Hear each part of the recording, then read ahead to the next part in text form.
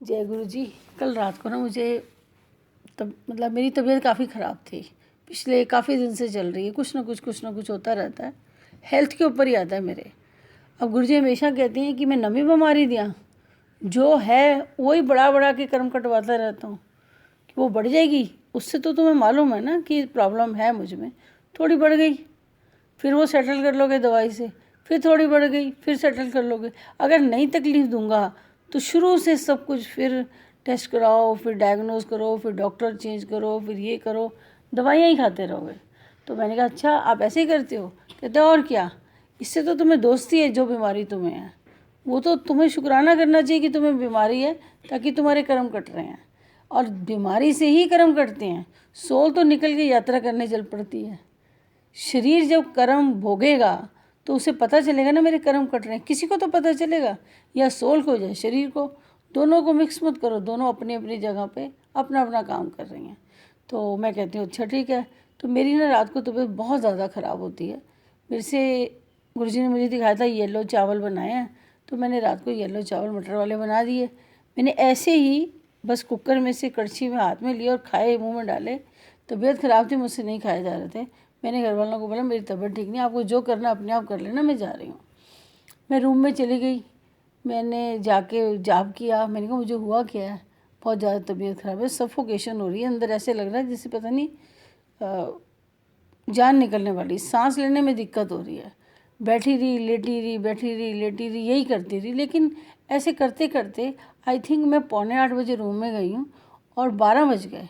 ना मैं सोऊं, ना मेरा ध्यान लगे, कुछ भी ना हो। मुझे समझ नहीं आई। कुछ ना कुछ जैसे कहते हैं ना, नेगेटिविटी आए जा रही है मेरे ऊपर, और मैं उसे अपने आप ही हैंडल कर रही हूँ कि किसी को शोर नहीं मचाना चाहती। घर में मेरी तबीयत ख़राब है, क्या करना है मैंने तबीयत बोल बोल के। इतनी देर में ना मेरे पर्स में से गुरुजी ने एक स्टेमेटिल उठाई और मेरे मुंह में डाल दी। तो मैं समझ गई ये कहते हैं मैं स्टेमेटिल खा लूँ ठीक हो जाऊँगी। तो मैंने एक स्टेमेटिल की गोली उठाई, एमडी, मुंह में डाल दी। उसके बाद ये मेरा लोटा पड़ा था पास, उन्होंने लोटे से मुझे जल पिलाया। उसके बाद एक शीशे के गिलास में कोई चीज़ घोल के लाए चम्मच से और मुझे विज़न में ही पिला दी। तो मैंने कहा मैं ठीक हो गई? तो कहते और क्या, विज़न में ही तो बीमार थी, विज़न में मैंने तुझे ठीक कर दिया। अगर तो सचमुच बीमार होती तो यहाँ थोड़ी बैठी होती, फिर तो तू शोर मचा चुकी होती, अब तक तेरे को अस्पताल ले जाना पड़ता। तो सब कुछ सेटल हो रहा है ना, इसका मतलब तुझे मालूम है कि ये विज़न की तकलीफ़ है, तो विज़न में ही काटेंगे गुरुजी। तो मैं कहती हूँ हाय राम, ये तो बड़ा अच्छा रहा। चुप करके बैठी रही। तो इतनी देर में ना मैंने आंखें बंद करी तो मैंने देखा मेरे घर में शाहरुख खान आया। थोड़ी थोड़ी दाढ़ी है उसकी, और उसके हाथ में एक बहुत बड़ा एक लिफाफा है। वो मेरे स्टेयर से ऊपर जा रहा है और गुरुजी के आगे लिफाफा रखता है, फिर किचन में आता है और जल प्रसाद पीता है। तो मैंने कहा शाहरुख खान के लिए चाय प्रसाद ना बनाऊँ? कहते तेरी तबीयत ठीक नहीं है, जो वो करता है उसे करने दे। इतनी देर में गुरुजी ने 2 पराठे बनाए, मुझे बना के खिलाए। मैंने विज़न में ही खाए पराठे। उसके बाद मुझे कहते हैं उठ चल लड्डू खा ले। तो मैंने बोला हाँ लड्डू हैं घर में, मैं खा लेती हूँ। मैं उठने लगी थी, इतनी देर में मैंने देखा कोई नई गाड़ी लेके आया है हमारे घर में गुरुजी से ब्लेस कराने के लिए। ग्रे कलर की गाड़ी है, उसके ऊपर गुरुजी ने खुद ऐसे रेड कलर से वो गणेश जी बनाए हैं, स्वास्तिक बनाया, और नीचे लिखा हुआ है शुभ लाभ। ये पूरा इन्होंने अपने हाथों से लिखा है। उसके बाद मैं खड़ी होती हूँ, मैंने कहा ये ले। अच्छा पहले कह दिया लड्डू खा ले, फिर यहाँ गाड़ी भी आ गई है। और उसके बाद मैं उठ के गई और लड्डू खाया और आके लेट गई। आई थिंक 1 बजा था तब, 1 बजा था। मैं लेटी जैसे, मैंने कहा गुरुजी अब तो सुला दो, नींद आ जाएगी तो सब ठीक हो जाएगा। तो गुरुजी ने ना मेरे प्रेस के कपड़े मेरे सोफ़े पे आके पड़े हुए थे, उसमें से सबसे ऊपर से कुर्ता उठाते हैं ग्रीन एंड मजेंटा कलर का। कह रहे हैं जो कपड़े पाएंगे ना इनू ला के सुट दे, दूजे वाला है। तो मैंने बोला उतार दूँ इसे? कहते हैं हाँ सवेरे तुल जाएंगे, ला दे। मैंने कहा अच्छा ठीक है, अभी अभी उठती हूँ। इतनी देर में मुझे कहते हैं सारे कपड़े बदल के दूसरे कपड़े पाला है। मैंने कहा हुआ क्या है? मुझे कह रहे हैं असल ਵਿੱਚ ना 4 ਦਿਨਾਂ ਵਿੱਚ तेनों डबल स्पीड ब्रेकर क्रॉस कराना सी। डबल सी, पहले तो तू बथेरे कीते ने, लेकिन ये डबल सी, एक तो बाद दूसरा भी आ गया। तो मैंने सोचा थोड़ी तकलीफ़ शरीर को देके शरीर को स्ट्रॉन्ग कर दूं ताकि ये स्पीड ब्रेकर क्रॉस कर जाए। मैंने कहा स्पीड ब्रेकर तो बहुत ऊंचे हैं, ये कैसे क्रॉस करूँगी? कहते हैं अक्खा बंद करके सत्संग करनी है ना, अक्खा बंद करके टुरदी रह, ए स्पीड ब्रेकर लंबे हो जाएंगे, क्योंकि फ्लैट करांगे तो लंबे तो होंगे ना, लेकिन निकल जाएंगे पता नहीं चलेगा। तो मैं सोचती हूँ अरे ये स्पीड ब्रेकर है, सामने समुद्र है, पहाड़ है, बहुत कुछ नज़र आ रहा है, बट स्पीड ब्रेकर कैसे क्रॉस होंगे। तो कहते ने कपड़े ला के आ जा, दूजे पाला है, अगे जाने वास्ते नवे कपड़े पाने ने। मैंने बोला ठीक है। मैं उठी और मैंने वही कपड़े जो गुरुजी ने मुझे दिखाया था वही कपड़े उठाए, बाथरूम गई, पहने और आके लेटी, और मैंने देखा कि मैं सत्संग कर रही हूँ, मंदिर में हूँ, बड़े मंदिर में, और सत्संग करते करते करते करते एक के बाद दो, दो के बाद तीन, तीन के बाद 10, फिर 20, फिर 30 संगत आती जा रही है। मैं सत्संग करती रही, उनकी भीड़ में ना वो स्पीड ब्रेकर क्रॉस हो गए, मुझे पता ही नहीं चला। जैसे स्पीड ब्रेकर क्रॉस हुए डबल वाले, तो क्या हुआ कि सामने गुरुजी बोट लेके खड़े थे, जो मुझे हमेशा दिखती रहती है।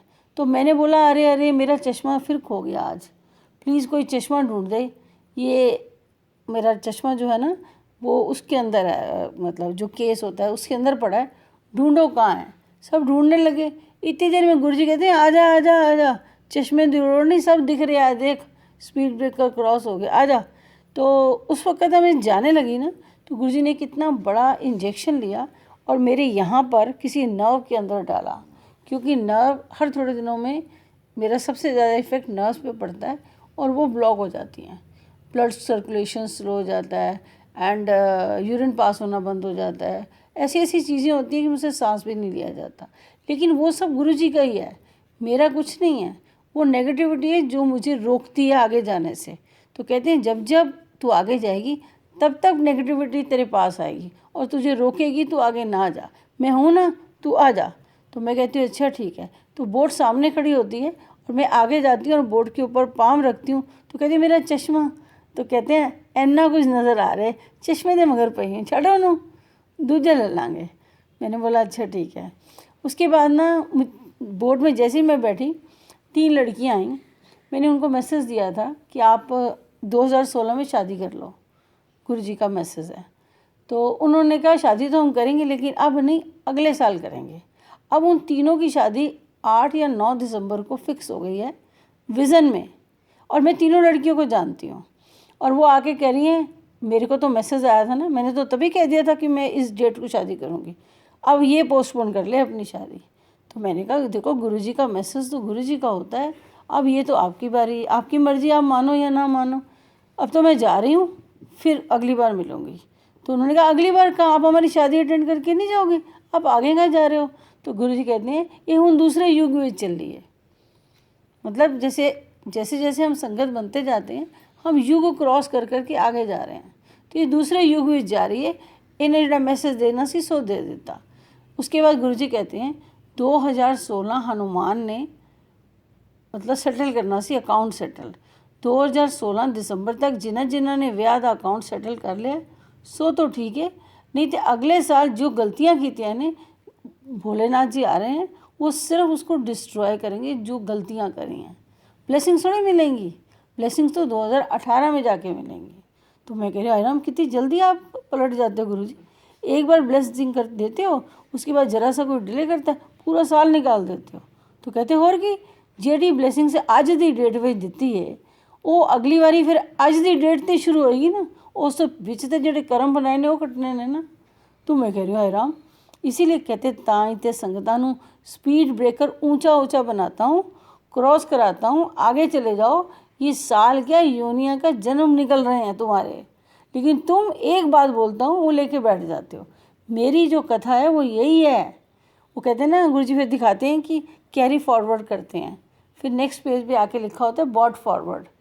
तो कह रहे हैं ये मेरी जो कथा करने का तरीका है ना वो यही है, कैरी फॉरवर्ड बॉट फॉरवर्ड। जो पिछला कैरी किया है वो अगे आया है, पहले वो पिछले वाला अगले साल में भुगता लो, फिर वो कंप्लीट हो जाएगा, फिर अगली जोनी अगली मतलब 2018 में जाके उन्होंने बॉट फॉरवर्ड कराएंगे। तो पूरे पेजेस मुझे ऐसे दिखाने लगे। तो मैंने कहा ये क्या, कह रहे ये मेरा हिसाब किताब है, मैंने तुझे समझा तो दिया, सोल को क्या करना है, कर्म कटवाने हैं, शरीर को क्या करना है, नेगेटिविटी आएगी, तकलीफ़ें आएंगी, लेकिन बर्दाश्त करने की ताकत बढ़ानी है। ये नहीं कि शरीर को लेके एक जगह बैठ गए, अब तो इतनी बीमारियां, ना तो मैं सत्संग में जा सकती हूँ, ना मैं लंगर खा सकती हूँ, मैं तो कुछ भी नहीं कर सकती। कहते जब ज़्यादा तकलीफ़ें आती हैं ना तो सोल जल्दी जल्दी भागती है कर्म कटवाने के लिए, क्योंकि वही कर्म कटवा सकती है।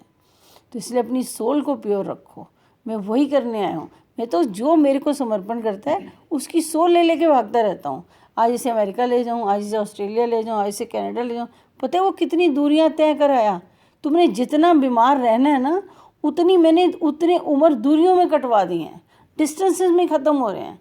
तो मैं कहती हूँ अच्छा, ये सब करते करते 1 बजे से लेके शायद मैं सुबह 9:10 पे उठी हूँ, मुझे नहीं पता, लेकिन हाँ मुझे सारी बातें याद हैं कि वो कहाँ गए, कहाँ कहाँ लेके गए, किस किस संगत में बात कराई, कौन कौन सा सत्संग सुनवाया, ये सब मेरे को मालूम है।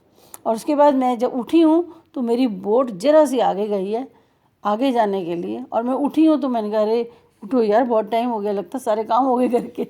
जब उठी सच में बेटा ऑफिस जा चुका था, सब काम हो चुके थे। रूम खोला, बाहर आई, मैंने कहा जय गुरु जी। कहते ले इतना बुरा समय 9 घंटे से कटवाता तेरा। ये सच है, 8-9 घंटे में आप वो काट सकते हो जो सारी ज़िंदगी लगे रहो वो ना कटे। तो शुक्राना उस रब का जो हर वक्त हमारे साथ हैं और हमें चला रहे हैं। जय गुरु जी, जय गुरु।